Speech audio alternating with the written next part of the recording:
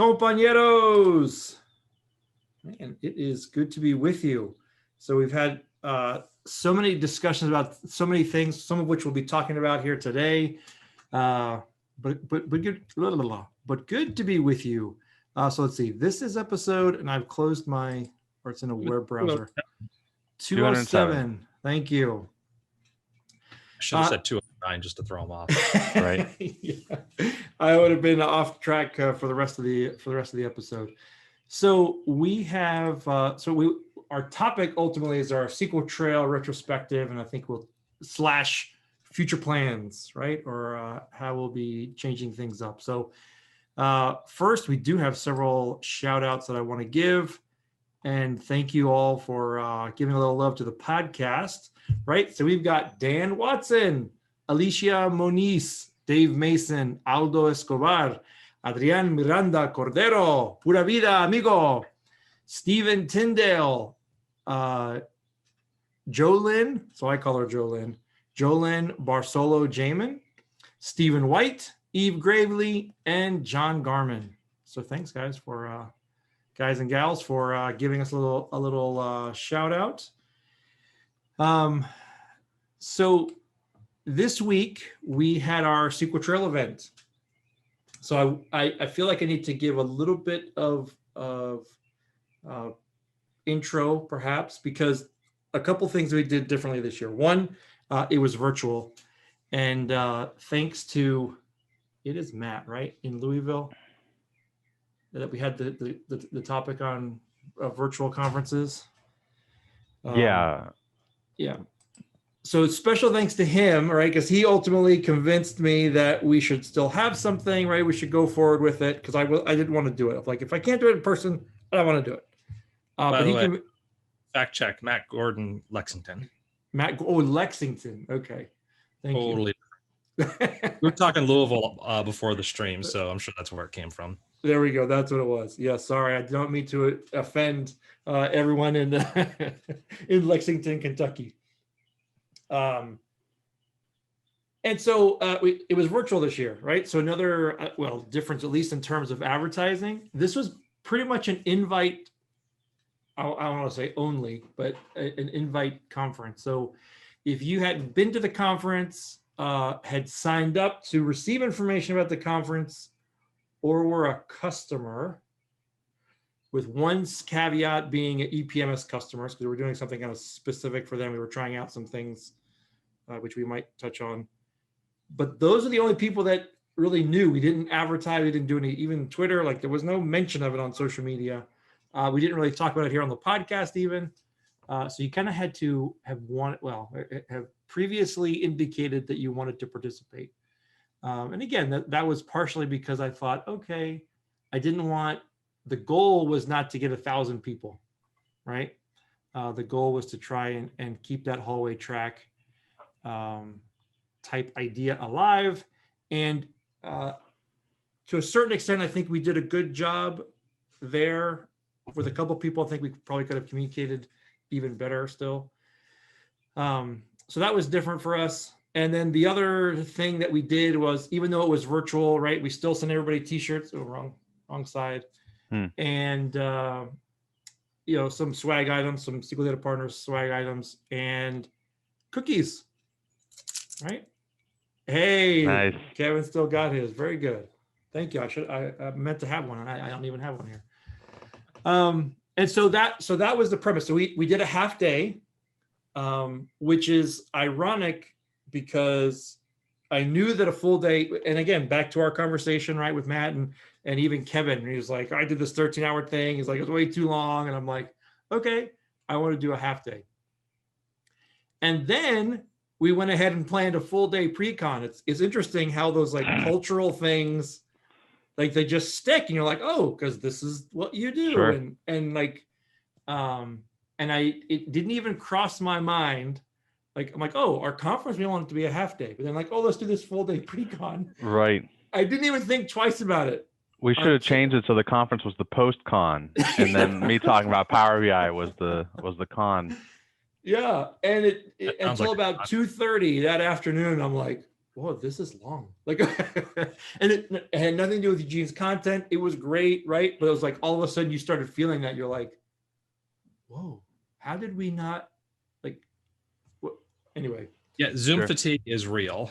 Zoom fatigue is real. That's right. That's right. So, so that was, I guess, so maybe a little bit of recap, right? So that's some of the planning that went into it, and kind of what we ended up with, or tried to plan. And so one of the things that was interesting is that even though, so we ended up with about 30 people, maybe just over 30. And in my mind, there was a couple of times where I'm like, it's not that many people, right? It'll be fine. And that did come back to bite me in a couple of instances. Because even though, once you get to like, I feel like even past that like 10 number, don't ignore those processes that you've put into place, right? Follow the process and do that, because all it takes is one or two to not know, and it can very easily, right, derail or kind of take away. Yeah, speaking of processes, would you say that it was easier or harder to put together a virtual conference versus in person for about the same number of people? Oh, yeah.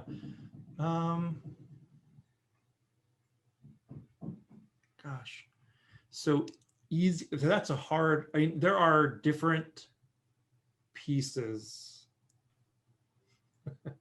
Easier. So I did not feel as physically drained afterwards, right? As I did. Now, some people, I did get a couple of comments like, oh, it's kind of long. So there wasn't that, like, those SQL Saturdays, like in those full days, because you're there Friday evening, right? You're trying to sit up in the mornings, it's all day. And then at the end, you're just like, oh my gosh, I need to go down, take a nap. So I didn't have that piece. But in terms of, all the physical things like lunch and whatnot, right? Like you don't have to worry about that. So that's kind of nice. You're not moving chairs around. Yeah, so I guess I would say ultimately, I guess having said all that, easier. There's still lots of things you have to put together. Now, we made it a little more difficult on ourselves because we decided to ship out things to people, right? So that added some complexity. But in my defense, or my rationale there, is that I wanted it to be something different than kind of what's out there, right? I wanted, why not just go watch 3 hours of YouTube, right? Like so I felt like so maybe not need is the right word, but from a branding perspective, or what I wanted to build, I knew I wanted to do something different there.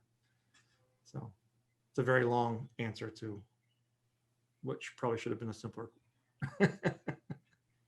question. Well, So I don't know if it's a simple comparison. Sorry. Oh, I was going to say, if you had the choice again next year, and you said it was going to be about the same size, physical or virtual, let's say there are no considerations outside of just doing it physical or virtual. Everyone's vaccinated. Yeah.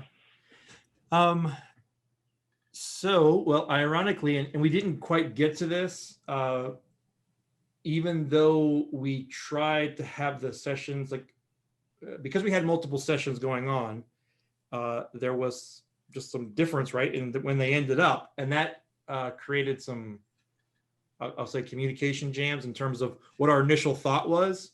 It's very easy to say, oh, everybody will get out at the same time. But then when you're sitting there in the hallway and you're all staring at each other and you're like, well, we're waiting for the other session to get out.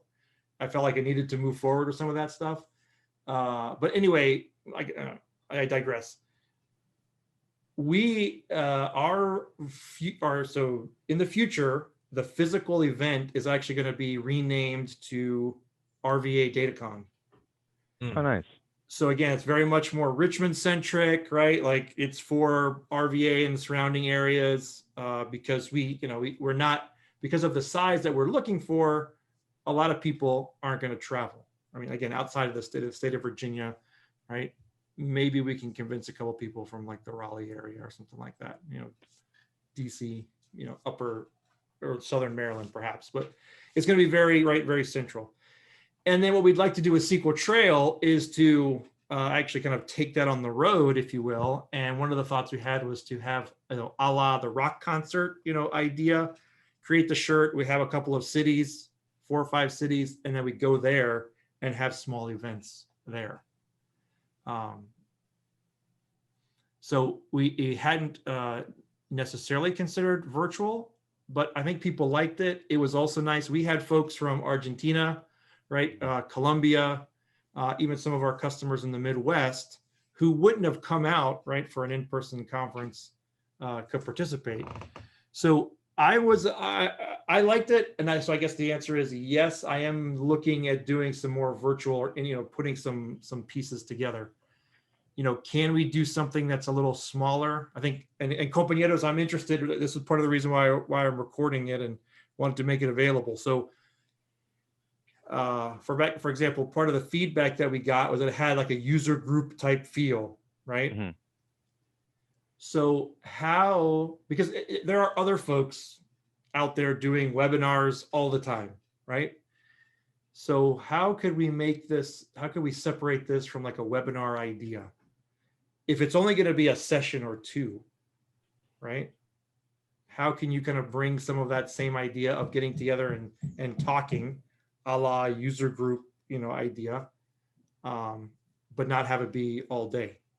So that's kind of where I'm like, so in terms of next virtual events, I'm not sure, right? Now, I suppose we can jump ahead slightly because we've talked about this. And one of the changes that we'd like to make to the podcast is, again, we record this and we make it available later.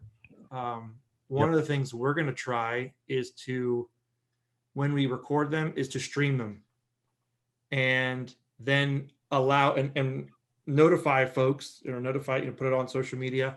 And if you'd like to join us for that and be able to interact through chat or, whatever the other stream options are available, that's something else that we've thought about. So not necessarily the conference type mentality, but in terms of getting together, talking and having a topic that we review, that's still an idea, right? That I'd like to move forward with. And Carlos, some of that sweet super chat cash. Yeah, if you become a Twitch affiliate, you can get bits, and then if you're a Twitch partner, you can start getting subs and get money. Maybe the podcast could pay for itself. Yeah. So that's interesting. Carlos's right? Patreon. Yeah. He's got a lot of kids to support. He needs the money. That's true. My oldest just entered college. Yeah, no, I feel bad for you. You're gonna get like two in, and then you're gonna be like, the well has run dry, kids. Join the military. Yeah, it's I felt like I was kind of prepared. Program. Yeah. Go ahead. I was just riffing off of Eugene. Yeah. You didn't need to hear it. It's okay. It's probably for the best. Yeah, I felt like my 529 was in good shape until I had to start withdrawing money from it, and then dividing it by 5. I'm like, oh gosh. And that's the 29. Yeah. Oh, so right. I am. So I guess I've kind of framed some of that, right? So now I'd like to get some of your take, and if it's too critical, right, the magic of editing will just sure. Wow, just hear what Carlos said, folks. You say anything bad about the conference, snip. Right. No, I said too bad. I mean, it's like, oh gosh, like this is a total train wreck. I can't believe you decided to do that. Huh. Yeah, that might not make it, right? I'm okay with with criticism, like we're always trying to get better, right? Right. So the idea is what can we do to improve? And I'll ultimately, right, your take is informative because you've had so many different experiences, and you participated, in something like this, right? So you hopefully try and see both sides. Sure. So I think there's definitely a number of challenges that kind of come up when you're trying to do a virtual conference, especially during a year like this. So, I mean, we already said that Zoom fatigue is a real thing. I think another thing that was a challenge that it's a little bit easier to get around in person is there was definitely a spectrum of audience engagement, both in the sessions and in the hallway track, so to speak. And so, it might have been useful to think of ways to be able to get engagement from people that are either more shy or they've got their camera off because they're doing whatever. And so whether that's polls or, you had kind of a after the event happy hour, something like one of those Jackbox games, as long as you pick one that, isn't going to cause offense to anybody, could have been a way to have something, to talk about or get people engaged and do that kind of stuff. Or, with the group buy virtual conference, there's these interstitial periods, these breaks in between, and usually you have some moderators and you have people just BSing about what it's like to do the job and that sort of thing. I could easily see something where there's a list of questions that people have proposed and you just talk about whatever the highest voted one is. Like when Pluralsight does its internal author calls every quarter, I forget the tool that they use. It's some broadcasting kind of tool, but built in is the ability to like ask a question and upvote a question. And so, that's a good way of kind of directing focus. And again, could be a way to let people who, maybe they don't want to be on camera or maybe they don't want to speak up, but it's like, oh, well, I'm curious about what's it like running a consulting company or whatever. So I think that's some room for improvement. I think, a better idea of what the overall goal for the day was for both speakers and for attendees could definitely be helpful. Because, you definitely, you're right that like, okay, we don't want to be a webinar, and we don't want to run all day. And you kept it small-ish, right? Because it's like all the customers and stuff. So it's not like it's a SQL Saturday where it's just everybody come in, we're just hanging out. So, if you decide to do a big virtual event again, those were some things that I would definitely take into consideration. That being said, like I think given the year of our Lord 2020, I think it went really well in the sense that like the Zoom breakout stuff was awesome. Just the fact that, we had one big Zoom meeting and we'd go into our rooms and then we could come back out. We could chat in the middle. I think that worked really well. That helped focus things. I think trying to run a virtual event is hard. And it was nice to have like, get our barrel of swag and all this kind of stuff. So I definitely think that it could turn out really, really nicely if next year we're still dealing with some of this stuff and you kind of figure out, okay, how can we take a second bite at the apple? So before you jump in, Kevin, right, so the poll, so one of the things you kind of touched on was engagement. And this is Right. absolutely like super critical. Like this was one of the things we talked about with Matt. Like I wanted to be different because there are plenty of events that you sign up for your track, you enter in, like you don't talk to anybody. Right. Right. And you're just, it's just the information's all coming one way. Sure. And so I did want to try and share, change that paradigm a little bit. So you mentioned the breakout rooms. We were all in one room, and then we had sessions. We could actually push people out, and so they were separated, they were by session. So that's something we hadn't talked about. So that was one piece. Now we shied away from the polls, and my reasoning, and maybe it was not a very good one because you gave a different method there. Mm-hmm. But one of my reasons was that the whole idea of like Zoom fatigue, because organizations are starting to do like virtual meetings as well. Mm-hmm. All of the traditional, well, I'm going to like icebreaker type things, people are getting fatigued from that as well. So that's why I kind of like, okay, I don't want to, like, hey, what's your favorite, whatever. Oh, sure. Because I'm like, people are doing that in their own corporations, and like, again, just reading some of the reviews of people that are organizing that stuff. That's what I was saying. So I was like, okay, well, I don't want to do that.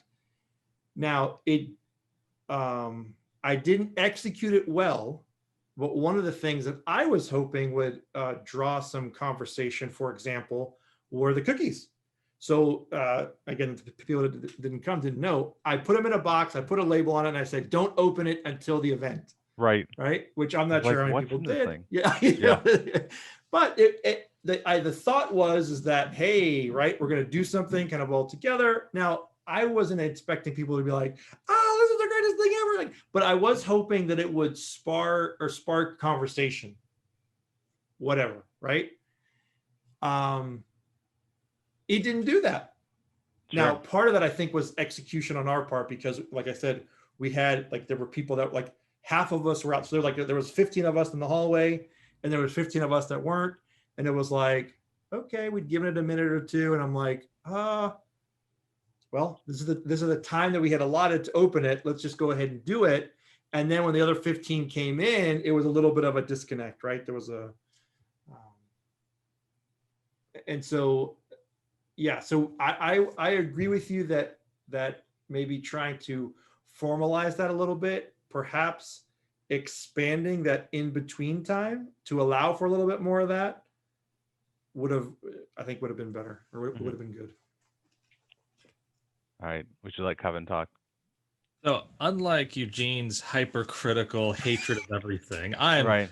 totally positive and full of sunshine. Well, this isn't going to make the cut, is the thing. But yeah. I actually got all of the words out before I started laughing, so that was Yeah. better than expected. I think it went well. I enjoyed it. One of the nice things about the conference was that the sessions were no more than 45 minutes long, Right. or intended to be. And it did cause me to go back, like, okay, well, I'm presenting on Polybase. This is a 60 to 90 minute session. Right. Well, I'm going to make a one-off deck that is half the size, cut out a lot of the demos, but keep the core demos in. And by the way, Carlos reached out to me. He's like, by the way, the person who really wants Polybase is interested in Postgres. I'm thinking, oh, okay, well, I'll add a demo for that. So cutting it down to 45 minutes did cause some thought. And also, I think it's a good time for a internet-based session. Once you get past about that 45, maybe 50-minute mark, it starts getting difficult for people. They get fidgety. You want to get up and move around or do something else. In person, you can kind of fight that a little bit. But, when you have so many distractions right in front of you, let me just look over at the second monitor, and all of a sudden, I don't know where the speaker is anymore, so I'm just going to tune out for the rest of it. So keeping it short, fairly sweet, I think is a good idea if you are planning to do your own virtual events. Try to keep those sessions pretty short. It hurts for speakers, trust me. But for attendees, I think it's a lot better. Yeah. And we did get, and so it's interesting because that is part of the piece, and I will actually, let's see, let me share my screen. And the attendees better not have contradicted me, or else. Yeah. So just taking a peek, we're looking, so this is all anonymous, right? So it's through SurveyMonkey. And let me take a peek. So people really like the breakout rooms. I was trying to think, where would I like, where did I see that? So there was a little bit of, okay, so here was an example. Sessions were short. Now, I almost feel like I would rather them say, hey, they're too short than they were too long, right? Because that, when they say they're too short, that means like, hey, I enjoyed it and would want to know a little bit more, rather than like, hey man, get me out of here, right? Right. So that was one of the things that I thought of, is in terms of, I can like almost keep them or wanting them to come back for more. I thought one of the questions down there was around session length. Yeah, like how friendly was the staff? Where was it? How helpful was the staff? Oh, here we go. So yeah, it was the event length itself. Oh, okay. So I did get, so you had one said that was too short. I did get one person that said that they were getting, I found it more tiring than an in-person event. Yep. And so, I can see that, right? Again, I think, but I think most people, thought that the event length was pretty good. Good job, attendees, fitting in with my expectations. Right. You did well this time. Especially to do it retroactively. That's right. Pretty impressive. Right. Yeah. They're just living in tenant. Yeah. So one thing that we did try to do to help communication, which I think was a little too much. So it was too complicated, right? And that is because we were using Zoom breakout rooms. When you go to the breakout room and you do the chat in the breakout room, that chat stays in that room and it's kind of lost, if you will. And the thought that I had was, okay, I'd like a narration over the conference that people could participate. So we decided to use Teams, or we tried to use Teams for that. I think it was much too complicated to try and have the event in Zoom and then try to have a chat in something that wasn't built in. We didn't get as much engagement there as I would have liked. And I thought, go ahead. By contrast, Eugene, Group Buy lives pretty heavily in Slack, right? Yeah. So the way that yes, generally everyone's directed towards Slack. I think the thing though is that there's the expectation that people either have used it before or are signing up ahead of time for Slack or that sort of thing. And I feel like some of the engagement has gone down over time, but one of the differences though is that you can't just talk, right? Because I think that was one of the things is like when we did this, the people could just ask their questions. So they didn't even need chat, right? That's fair too, right? That's fair. So we still get some questions via, what is it, Zoom? GoToMeeting? People will sometimes still post questions via GoToMeeting and the moderator will surface them that way. But yeah, a lot of it's going on in Slack. But again, that big difference being that, well, people would just talk to us. They could go off mute and say, hey, I have a question about this. Right, which we tried to encourage as well, right? I mean, that was very yeah, exactly. And we tried to build that idea. I encouraged it by pausing to breathe every 10 minutes, which is more often than I normally do in a talk. There you go. So thank you for that pacing there, right? Yeah. How many shades of blue can you change? But it's the end. Yeah. So I guess I was ultimately happy with the result, right? One, it's always good to have done it, right? So you try it, right? You put some things together, and you're like, well, we did it. So if nothing else, we tried something, and now we have something that we can you benchmark or try again. So I am curious, and I guess so I've asked you, compañeros. So if you're listening to this and you want to reach out to me, LinkedIn, social media, email, however you decide to do that, I am curious. So what void or how, what am I trying to fill? We talk about future events. Now, SQL Trail is once a year, right? Sure. But in terms of doing this again, or let me rephrase, doing things more often, right? Is there a desire to do that? Would folks be interested in turning in? Particularly if we change it to a very free, right? Hey, just sign up, just register and come. Would people be interested in doing that? My fear is that we just turn into another webinar, and I'm like, why are we doing that? Does that make sense? Yeah, I think you have to figure out what the value add is. I still continue to believe that virtual conferences are the sourdough starter of the tech world right now. And so it'll be interesting to see how that shakes out as time goes on. Certainly, theoretically, the chance to network and get to meet people could be very valuable, or some hybrid kind of thing where okay, you attend a webinar, but then you also get to chat with the person, and something like that that's a little bit more informal could also be interesting. But yeah, it's hard to say. I mean, I think we're all just sliding into December, just being like, are we done? Are we done with all this stuff yet? Yeah, and we did get a couple of comments about that, right? In terms of having access to the speakers, right? Which is another kind of my tenant, if you will, or of putting the conference together is that access. So I don't know. What do you think, Kevin?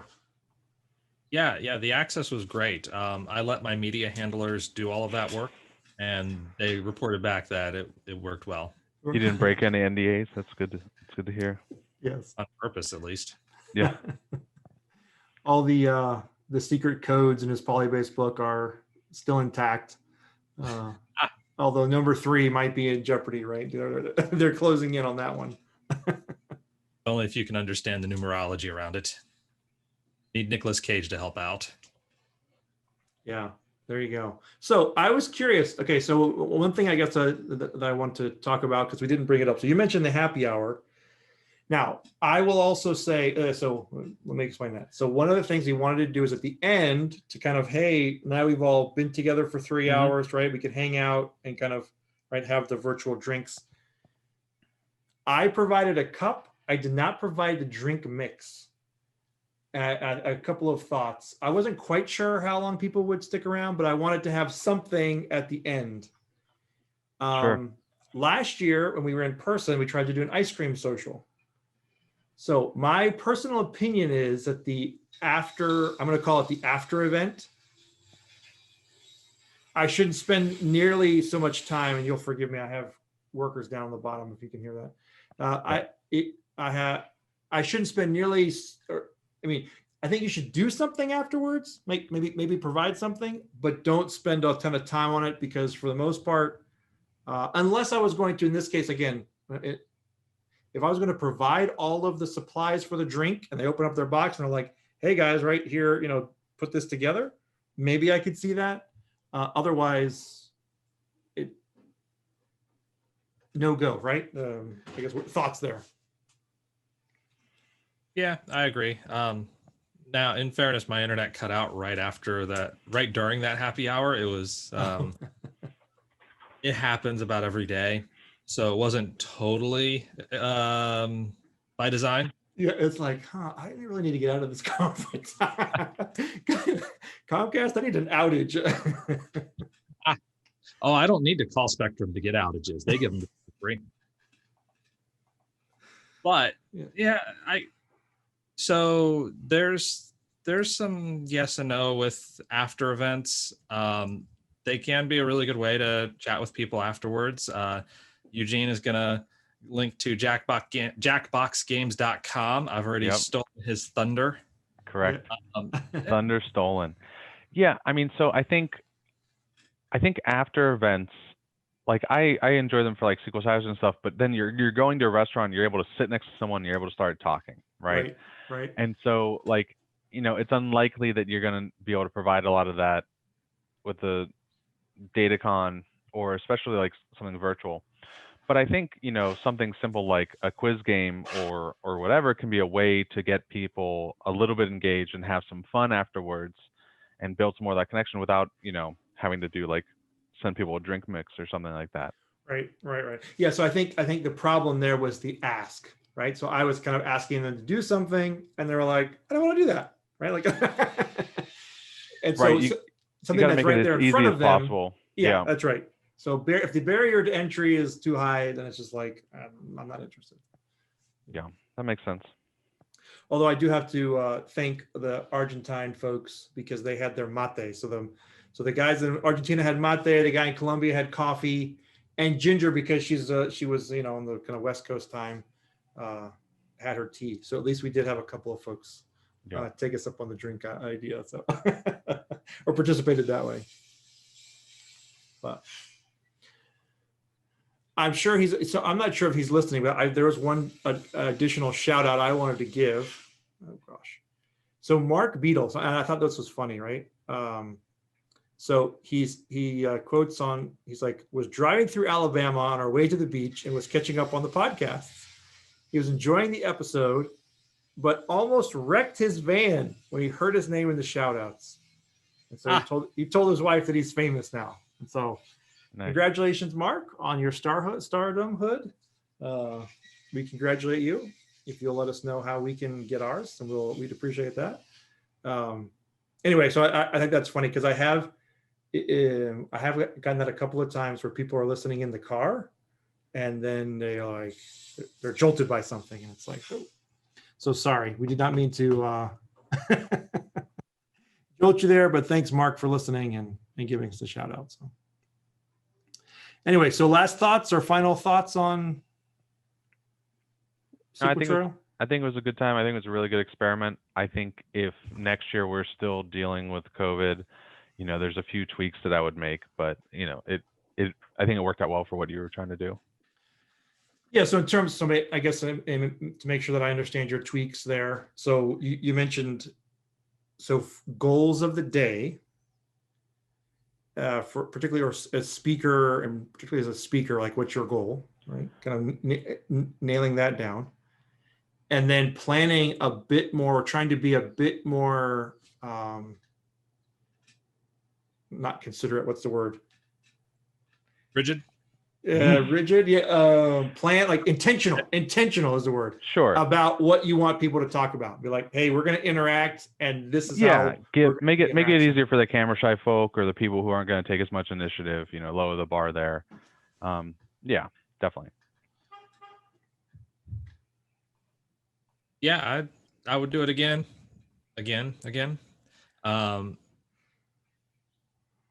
If I had one thing that I would recommend, it would probably be harder stop times. Yeah. Because I know the intent, there was intent there that, hey, if you just want to keep going, go ahead and just keep going. But as a speaker, there was a little bit of, okay, when do I stop this? Because it says the next session is here, and I think I have 45 minutes, which means it would be here, but I'm not quite sure. And so as a result, we had rather staggered exit times. Yep. So that sort of during the break interaction was a little bit tougher that way. I agree. So that wasn't a scenario, because my sessions end up being that way. Because I'm like, 45 minutes. I'm like, at 45 minutes, I'm like, oh, I bet they're waiting for me. Let me hop out to the hallway. And inevitably, right, I was always the first one, right? Because they were still there. And so, yeah, I can see that. The challenge there, and maybe we can figure this out later, but the challenge there is, how do you then tell the speaker, like, hey, I'm going to chop you off? And then I guess it's up to the attendee, whoever has the question, to follow up and be like, hey, I'm going to, ask this question later.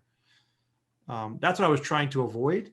But yeah, I don't know. For a small enough conference, you may not even have to go that far, but just saying, okay, the session ends at 3:30 p.m. Gotcha. Versus saying, all right, your session began at 2:45 p.m. The next session is at 3:45 p.m. Yes, those technically mean the same thing, but being able to say, here is an end time, at the very least, when you're in the middle of presentation, you don't have to do that mental math of how many minutes has it been so far, when did it get started? Sure. It Makes doesn't sense. mean it's not quite as important for a multi-room virtual event, just because there's nobody waiting to get into the room afterwards. Those breakout rooms are completely separate. So you don't have the impending knowledge of there is a speaker standing there awkwardly staring, trying not to stare at you too much, but trying to give you that hint that, yeah, you're 3 minutes over and I need to get set up right now. Maybe you need to wrap this thing up. Just wrap it up. Just a little bit. Okay. Well, good deal. Well, again, so thanks again to the both of you for participating and for coming. So I do appreciate that. And as always, compañeros. So I think so. We've had some reschedules, but I think what's going to happen now, compañeros, is that we are going to transition. There may be a couple more episodes that we do, I'm going to say, in the traditional sense here in the month of October. But as we move into November, that's when I would like to try and go ahead and try the streaming piece. We'll announce when we do those. I don't know. I know we had actually talked about having kind of a set time. I'm actually thinking about abandoning that idea and just making it a little more loosey-goosey in terms of like, hey, when can we meet, right? Sometimes it'll be a Friday, sometimes it'll be a Wednesday. And we won't even tell you. You just have to watch the Twitch stream all hours of the day and hope it shows up.